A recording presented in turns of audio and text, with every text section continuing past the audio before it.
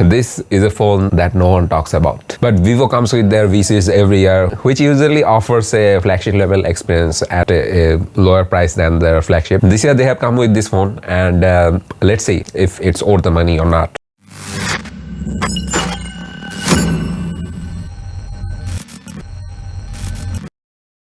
Before we start our video, let's give a quick shout out to Master Planet of Smartphone and Gadgets. More about them later in this video, and you can also check them out from the links in the description below. Thanks to Master for providing this Vivo V60. Holding on your hand, you will find that the Vivo V60 is really very slim, compact, and very friendly on your hand. Despite packing so much of hardware, this thing only weighs about 192 grams, which is remarkable, I would say. You can feel it that this is not a very heavy of a phone, and this feels really comfy on your hand. And of course, this is curvy all around. Yeah, boy. All right.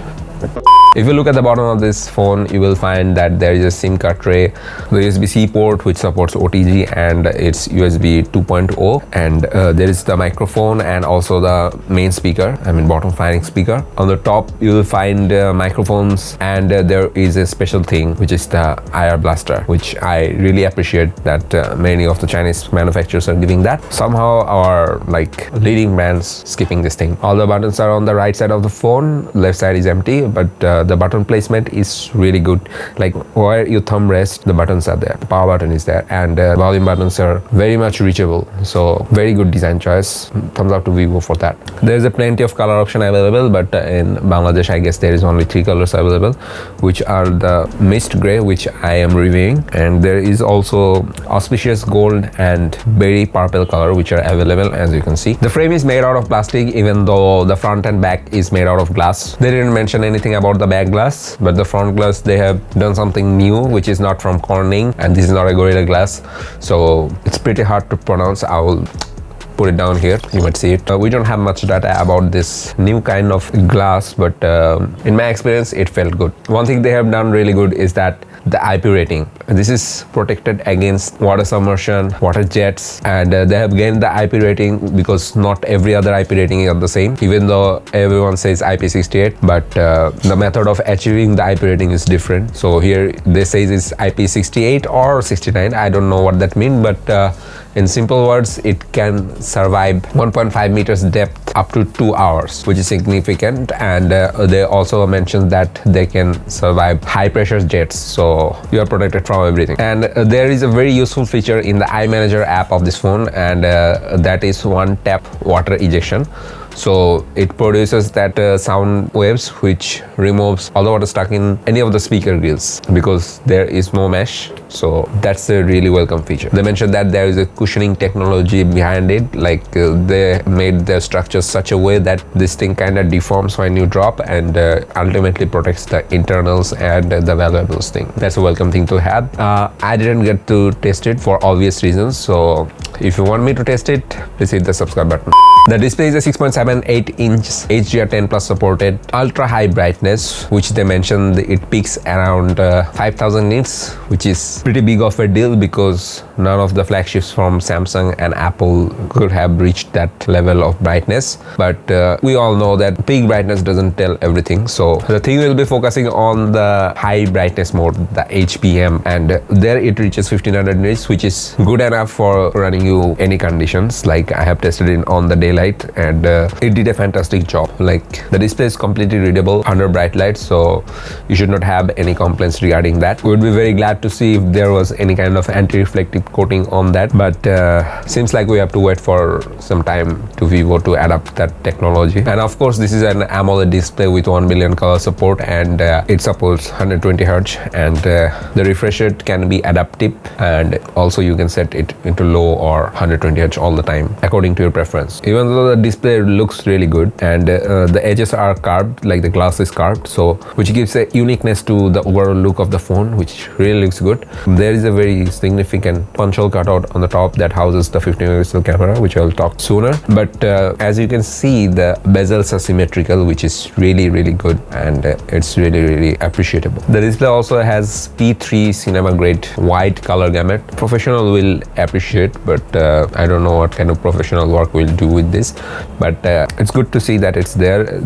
It means the color accuracy of the display is quite good, and they have implemented technology to prevent eye strains by limiting blue lights, so that is there too. On the bottom of the display there is a under display fingerprint reader, which is an optical reader, and there is nothing special about it. It's like the regular size. It is accurate, it's reliable, it's fast enough, but it's not that snappy, but it works. Unlike the button placement, the fingerprint reader is quite low, which is not very ideal. Vivo could nail that, but unlike the Apple's 17 Air, this thing comes with stereo speakers, so you should be having a good experience with both of your ears. And the speaker quality is good, it's loud enough and provides lots of bass. Indoor condition, it's really good, but outdoor condition, it's not that bad at all. You should be getting the sound completely well, no issues with that.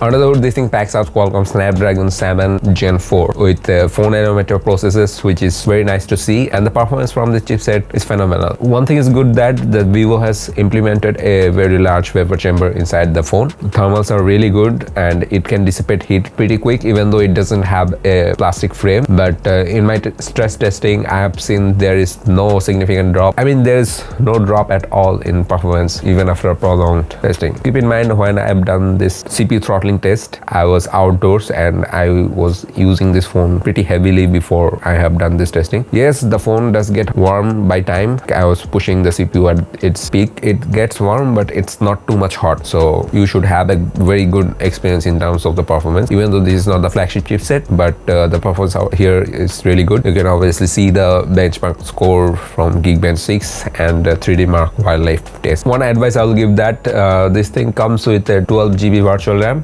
and if you are wise enough, then you should know that you should turn this off as soon as you buy this phone.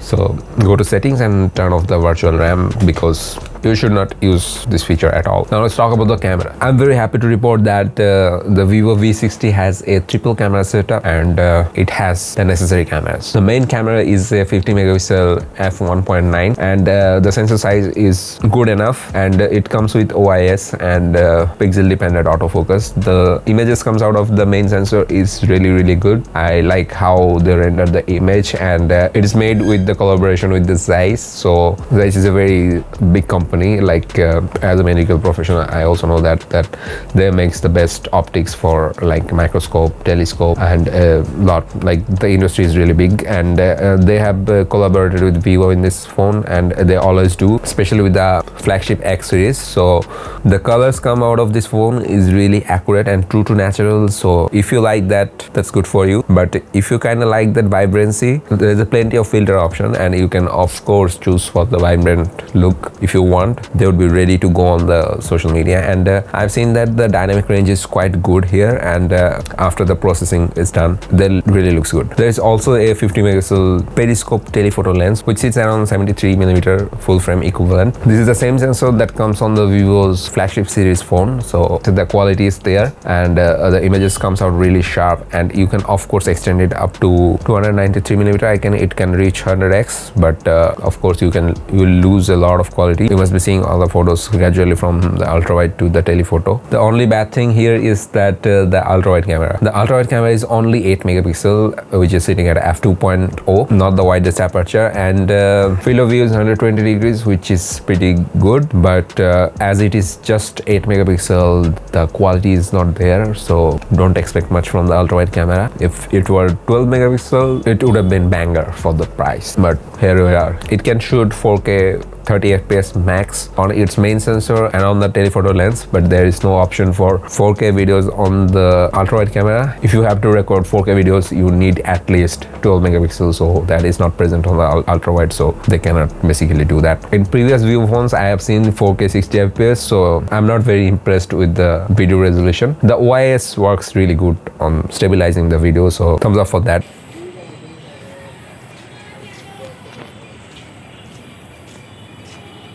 Job done.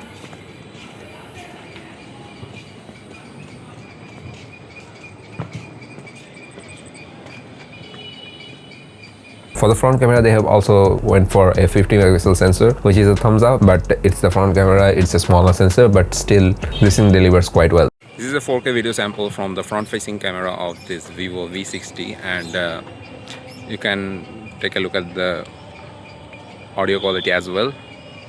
There is a feature where you can just enhance your vocals. I have turned this on. Now tell me if there is any difference between the audio quality of my voice while I'm recording on this phone. So this is how it looks. The dynamic range isn't that amazing, but again, it's a critical lighting condition I'm standing right now, and the stabilization on the front camera seems all right. The portrait mode on the Vivo V60 is really very impressive. Like they have nailed the focus at hair accuracy. Like as you can see this image, and there is plenty of bokeh option you can choose from it. I like this one, and let me know what do you think about the portrait photos. But I am really impressed how they there is a plenty of sharpness on my face, you can see, and the quality is there. I like the look, the bokeh. Now let's talk about the battery and the charging. The battery here is a 6500 milliamps silicon carbon lithium ion battery. I don't know what they mean, if there is any mixture of that on the chemical level, or if they're using two batteries with two separate compartments that houses two different kind of cells. I don't know about that, but when I have checked with the softwares, they register it as a lithium ion battery, but it's 6500 milliamps and it should run you a day without sweating. And yes, of course, you can go 1.5 or 2 days depending on your usage, and the battery life is really good. For charging, it has a 90 watts charger inside the box with the cable. It charges really fast, and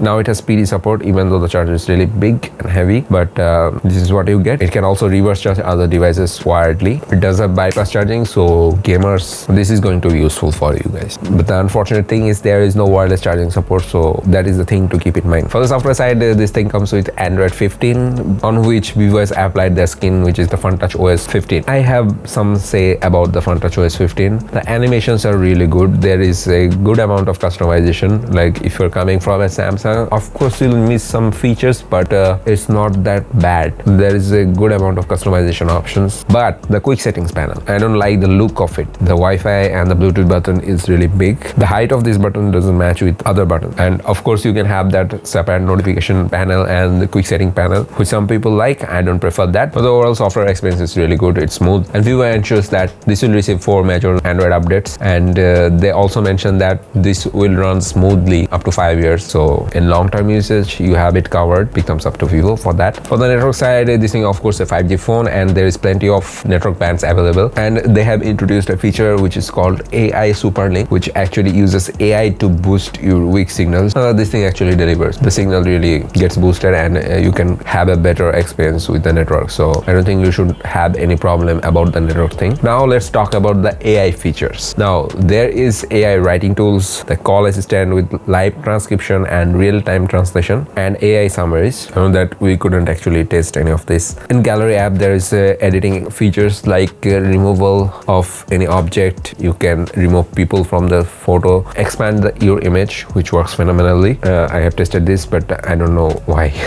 Why did it found this vape?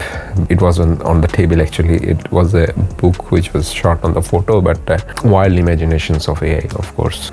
And you can also remove reflection, but when I tested on this mouse, this is very reflecting mouse, you can see the lights, but it didn't work somewhere. The object removal is good, but it's sometimes as you can see, you have to do it twice, but I think it's better than Apple, I guess. Let me know in the comment section. So this thing is priced at this much money at Mars 2, Planet of Smartphone and Gadgets. And talking about Mars 2, they are a group of smartphone shop located at the 3rd floor of Satyagraha complex in Kumilla. No matter which smartphone you need, they have all of the brands covered. And of course, to buy your next phone for the best price, visit Mars 2, Planet of Smartphone and Gadgets at the 3rd floor of Satyagraha complex. And Hugo Juice, thanks for providing this Vivo V60 for the review. So my final thoughts are that this is a really good phone. The overall balance between the battery performance and the camera is very good for the price, but the official price for the smartphone is considerably high for what it has to offer. Even though this thing packs really good features and the FunTouch OS on this thing is really smooth and responsive, this is not going to let you down, and it's also from the trusted brand Vivo. Still, I think if the price was a bit lower, this was an easy recommendation. And of course, you can wait for a few months months